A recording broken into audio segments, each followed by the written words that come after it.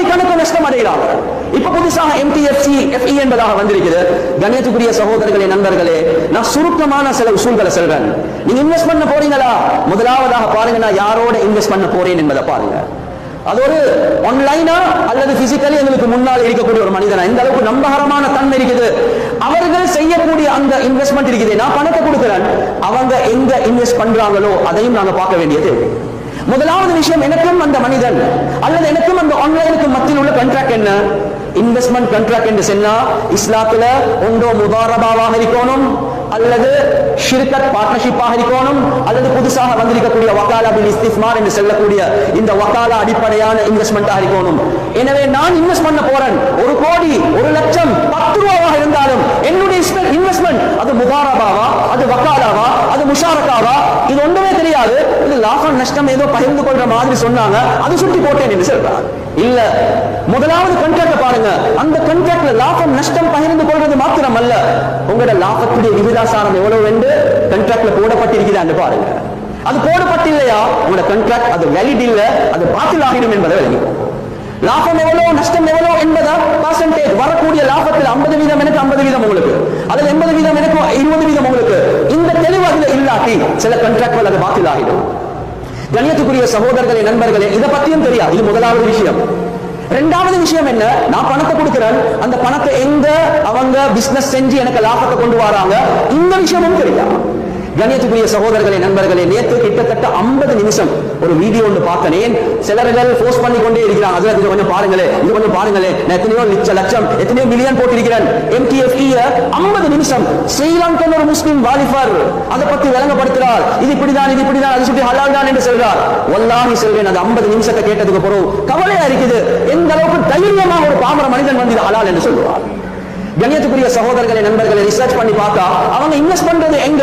அவங்க இன்வெஸ்ட் பண்றது foreign exchange, forex என்று சொல்லுவாங்க, கமோடிட்டி மார்க்கெட் என்று சொல்லுவாங்க, அவங்க இன்வெஸ்ட் பண்றது ஷேர் மார்க்கெட் என்று சொல்லுவாங்க. இந்த மூணுடைய விஷயத்துல ஷரியாவுடைய சட்டங்கள் இருக்குது. ஃபாரெக்ஸ் என்று வந்தா என்னுடைய பணம் அவங்க ஃபாரின் எக்ஸ்சேஞ்ச் தானே, இத கூட அந்த நபருக்கு தெரியாது. நாங்க ஆராய்ச்சி செஞ்சு பார்க்கக்கூடிய நேரத்துல ஃபாரெக்ஸ் என்று சொன்னா, கண்ணியத்துக்குரிய சகோதரர்களே, நண்பர்களே, ஃபாரெக்ஸ் எக்ஸ்சேஞ்ச்ல, ஃபாரின் எக்ஸ்சேஞ்ச்ல அது இன்வெஸ்ட் பண்றதாக இருந்தா short sale, future sale, forward sale, speculation, hedging, இந்த எல்லாமே ஷரியத் ஹராம் என்று சொல்லிருக்குது. இவங்க இன்வெஸ்ட் பண்ற நேரத்துல இந்த ஹராம் ஹலால் பேணுவாங்களான்றது எங்களுக்கு தெரியுமா? தெரியாது. கமோடிட்டி எக்ஸ்சேஞ்ச்லயும் இதே பிரச்சனை தான் இருக்குது. ஸ்டாக் மார்க்கெட் என்று வந்தா ஒரு கம்பெனியுடைய ஷேர்ஸ் வாங்குறது விற்கிறது எல்லாம் ஷேர்ஸும் ஹலாலாகாது. ஒரு கம்பெனியுடைய ஷேர்ஸ் ஹராமா ஹலாலா என்று பார்க்கிறதுக்கு 5 நிபந்தனைகள் இருக்குது. பிசினஸ் பார்க்கிறது ஆக முக்கியம், அவங்க வட்டிக்கு எடுத்திருக்கக்கூடிய விகிதாசாரத்தை பார்க்கிறது முக்கியம், அவங்க வட்டிக்கு எவ்வளவு கொடுத்திருக்கிறாங்க என்ற விகிதாசாரத்தை பார்க்கிறது முக்கியம், அந்த கம்பெனிக்கு இம்பர்மிசபிள் ஹராமான இன்கம் 5% பார்க்க குறைவாக இருக்கிறது ஆக முக்கியம். இப்படி பல நிபந்தனைகள் இருக்குது. எந்த பணம் எந்த ஷேர்ஸ்ல இன்வெஸ்ட் பண்ணப்படும் என்று சுத்தமாக தெரியாது. கேட்டா சொல்றார், லாபம் நஷ்டம் எல்லாம் பகிர்ந்து கொள்றாமே என்று சொல்றார். கண்ணியத்துக்குரிய சகோதரர்களே, நண்பர்களே, இன்னும் ஒரு விஷயம், எங்கட பணத்தை என்ன செய்வாங்கன்னா கிரிப்டோ கரன்சிக்கு கன்வெர்ட் பண்ணிட்டு, இந்த கிரிப்டோ கரன்சி என்று வரக்கூடிய நேரத்திலே முழு உலகத்தில் உள்ள உலமாக்களுக்கு மத்தியில் பல கருத்து வேறுபாடுகள். ஸ்ரீலங்கன் கவர்மெண்ட் கிரிப்டோ கரன்சியில் இருந்து நீங்க பாதுகாப்பு பெறுங்கோ, நாங்க இது உத்தரவாதம் இல்லை என்பதாக ஸ்ரீலங்கன் கவர்மெண்ட் சொல்லுது. இவ்வளவு கேள்விகள் இருக்கக்கூடிய நேரத்தில் ஒரு முஸ்லிம் வாலிபர் சிம்பிளா சொல்றார், எனவே இதுல இப்படிதான் நல்ல விஷயம் தானே. கண்ணியத்துக்குரிய சகோதரர்களே, நண்பர்களே, எப்படி நாங்க ஃபத்வா செய்வோம்?